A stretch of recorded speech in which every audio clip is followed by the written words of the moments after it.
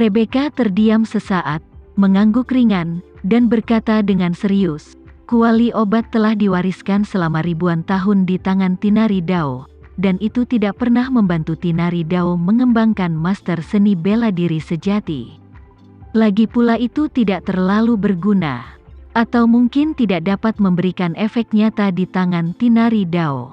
Di sisi lain, Tuan Renza baru saja menyuntikkan kekuatan khusus ke dalam tubuhku yang tidak dapat dijelaskan dengan kata-kata, dan dia bisa langsung membuka semua meridianku. Dapat disimpulkan bahwa kekuatan Tuan Renza lebih kuat dari nenek moyang Tinari Dao selama ribuan tahun, dan aku tidak tahu berapa kali lebih besar." "Ya," Bram menghela nafas, "kamu mengatakan itu, aku merasa jauh lebih nyaman sebagai seorang guru."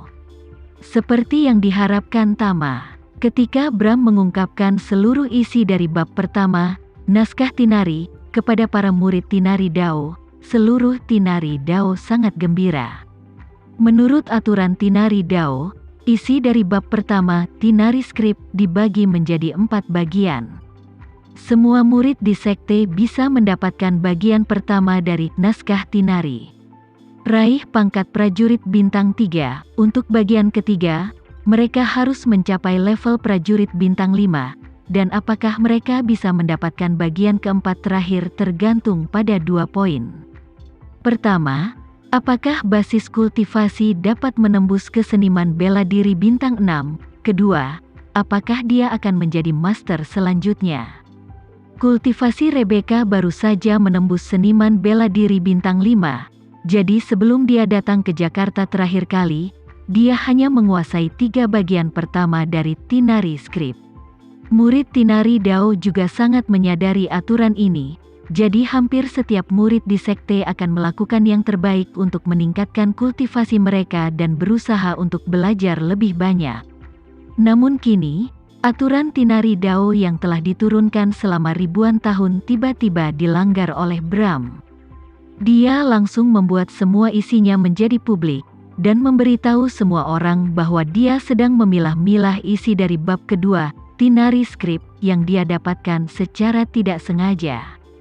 Begitu kata-kata ini keluar, mereka memberi lebih banyak motivasi kepada murid-murid Tinari Dao. Dan semua orang menerima begitu saja bahwa ini adalah alasan mendasar mengapa Bram meminta Rebecca untuk memindahkan mereka dari Amerika Serikat ke Jakarta dengan tanda pemimpin sekte. Alhasil, semua keraguan sebelumnya, ketidakpahaman, bahkan ketidakpuasan dan keengganan di hati mereka lenyap saat ini. Segera setelah itu, Bram mengikuti arus dan memberitahu semua orang bahwa karena dia harus berkonsentrasi mempelajari konten di belakang, dia tidak memiliki energi ekstra untuk mengurus urusan sekte selama periode ini, jadi Rebecca akan mengambil posisi penjabat kepala, bertanggung jawab penuh atas semua hal. Karena Rebecca awalnya adalah murid pribadi Bram dan pewaris kepala yang ditunjuk, jadi semua orang secara alami tidak keberatan dia menjadi kepala akting. Terlebih lagi, makanan, pakaian, perumahan, transportasi, dan pengeluaran sehari-hari semua orang di Jakarta semuanya disediakan oleh keluarga Rebecca, jadi semua orang yakin bahwa dia akan mengelola sekte tersebut. Melihat bahwa masalah Tinari Dao telah diselesaikan untuk sementara, Bram pun merasa lega dan bersiap untuk kembali ke Hotel Camp Elsa untuk mulai melakukan persiapan terakhir untuk kuliah besok. Tepat ketika Rebecca hendak mengantar Bram kembali, Bram tiba-tiba menerima telepon dari Nenek Tama. Dia dengan cepat terhubung, dan bertanya dengan hormat, "Nyonya Pollen, kenapa kamu tiba-tiba berpikir untuk meneleponku?" Nenek Tama berkata, "Tuan Bram, Marshall telah mengatur agar pembantu rumah tangga menemukan properti di Jakarta baru-baru ini. Keluarga Pollen sudah berencana berangkat ke Jakarta dalam waktu dekat, jadi saya ingin meminta Anda untuk membantu saya melihat bagaimana feng shui properti ini. Aku ingin tahu apakah kamu punya waktu?" Bram berkata dengan cepat, "Jika ada waktu, Nyonya Pollen berencana untuk datang ke sini?" Nenek Tama berkata, "Hanya beberapa hari jika tidak ada masalah dengan tempat tinggalnya. Saya bisa lewat kapan saja, jadi saya akan meminta bantuan Tuan Bram.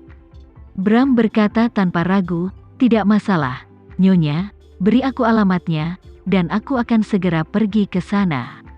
Nyonya Pollen selalu sangat yakin dengan Feng Shui. Keluarga Pollen telah mengalami banyak kesulitan selama periode ini, tapi mereka mampu mengubah nasib buruk menjadi keberuntungan. Ini membuatnya merasa bahwa ini adalah bantuan surga bagi keluarga Pollen karena lebih memperhatikan Feng Shui. Kebetulan Bram berada di Jakarta sepanjang waktu, jadi dia berpikir, sebelum berangkat ke Jakarta, dia akan memintanya untuk melihat Feng Shui di rumah baru itu. Bram sangat menghormati Nyonya Pollen, dan tentu saja, dia tidak akan menolak permintaan ini. Belum lagi ada juga hubungan dengan Tama yang bahkan lebih wajib. Melihat bahwa Bram langsung setuju, Nyonya Pollen mau tidak mau berterima kasih. Kalau begitu terima kasih, Tuan Bram. Masalah ini tidak akan mempengaruhi rencana awalmu, kan? Bram berkata sambil tersenyum, saya sudah lama berencana untuk menetap di Jakarta, dan bahkan seluruh Tinari Dao telah dipindahkan ke sini. Benarkah? Nyonya Pollen bertanya dengan heran, mengapa kamu tiba-tiba melakukan tindakan seperti itu? Keputusan yang begitu penting, Bram berkata, lingkungan di Jakarta lebih cocok bagi kami orang-orang seni bela diri untuk berlatih, dan saya juga percaya bahwa semua murid Tinari Dao dapat mencapai tingkat terobosan yang berbeda di sini. Sekarang ada lebih dari 200 anggota Tinari Dao di Jakarta. Jika Anda memiliki kebutuhan, katakan saja. Nyonya Pollen tersenyum dan berkata, kalau begitu saya akan berterima kasih kepada Tuan Bram dulu. Bram buru-buru berkata, Nyonya Pollen, kenapa Anda sopan?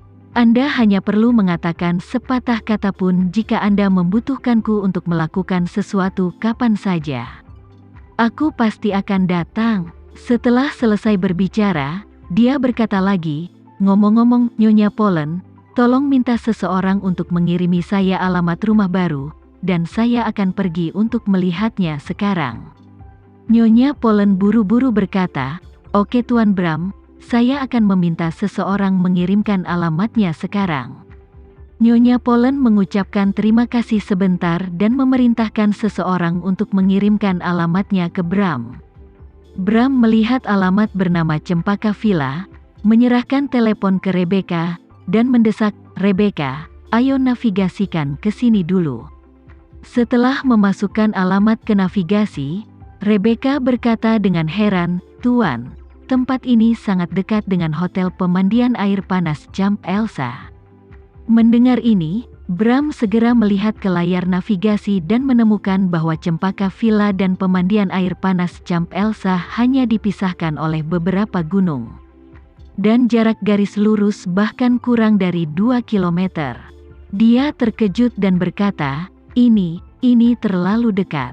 Rebecca memperbesar peta, melihat informasi jalan di peta, dan berkata, Tuan, meskipun jarak garis lurus cukup dekat, jaraknya hanya 2 kilometer, tempat ini jalan buntu. Jika Anda benar-benar berkendara dari Camp Elsa, masih ada jarak. Dia mengatur ulang navigasi, mengatur Cempaka Villa sebagai tujuan, dan menetapkan Camp Elsa Hot Spring Hotel sebagai tujuan.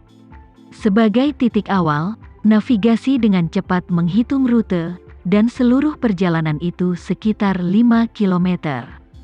Setelah Bram melihat rutenya, dia menghela nafas lega. Dia tahu bahwa Tama belum berencana untuk mengenali keluarga Pollen. Jika mereka benar-benar dekat, Tama mungkin berisiko terekspos. Untungnya, Cempaka Mountain Villa dan Camp Elsa Hot Spring Hotel dibangun di lereng bukit. Ada beberapa gunung di antara kedua tempat tersebut. Sangat sulit untuk berjalan, dan orang biasa tidak akan memilih jalan seperti itu. Sedangkan untuk mengemudi, jaraknya 5 km, dan Camp Elsa Hot Spring Hotel saat ini ditutup untuk umum, jadi privasi cukup terjamin. Jadi, dia meminta Rebecca untuk menepi dan berhenti, dan dia segera keluar dari mobil, berjalan ke tempat di mana tidak ada siapa-siapa dan menelepon Tama. Begitu telepon terhubung, dia buru-buru berkata dengan sopan, "Tuan Renza, saya baru saja menerima telepon dari nenek Anda. Dia mengatakan di telepon bahwa pamanmu telah meminta pembantu rumah tangga untuk membeli real estate di Jakarta, dan sekarang keluarga Polen sudah mulai bersiap untuk datang ke Jakarta."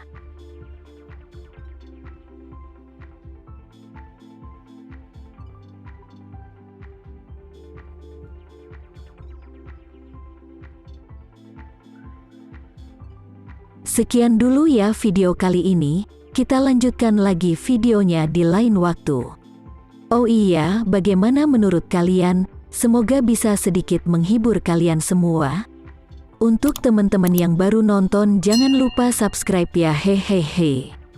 Dan kalau teman-teman ada yang ingin gabung langganan, bisa langsung gabung saja untuk dapat fitur yang menarik dan sedikit membantu Mimin. Terima kasih banyak sudah menonton, sampai jumpa lagi, bye bye bye.